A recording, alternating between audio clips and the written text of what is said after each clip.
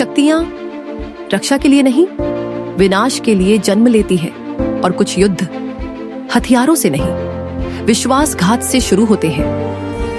रुद्र ने शक्ति स्वीकार कर ली थी, लेकिन उस शक्ति ने उसके दिल से शांति छीन ली थी। जहां वह चलता था, धरती कांपती थी, और जहां वह रुकता था, वहां डर जन्म लेता था।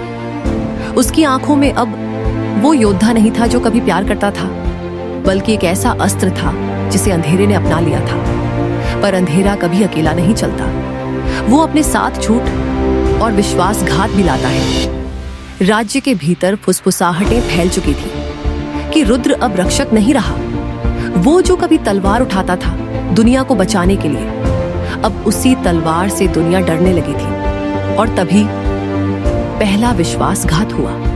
उसने वार पीठ से नहीं किया, लेकिन जब रुद्र ने मदद की उम्मीद की तो कोई सामने नहीं था। उस रात रुद्र अकेला खड़ा था, चारों ओर आग, चीखें और टूटते हुए सपने। उसने पहली बार समझा कि युद्ध हमेशा दुश्मनों से नहीं होता, कभी कभी युद्ध अपने ही लोगों से होता है। और जब योद्धा सब कुछ खो देता है तो वह युद्ध नहीं लड़ता, वह युद्ध बन जाता है। आसमान लाल हो गया था, छायाएं खुलकर सामने आ चुकी थीं, और अंधेरे ने अपना अंतिम खेल शुरू कर दिया था।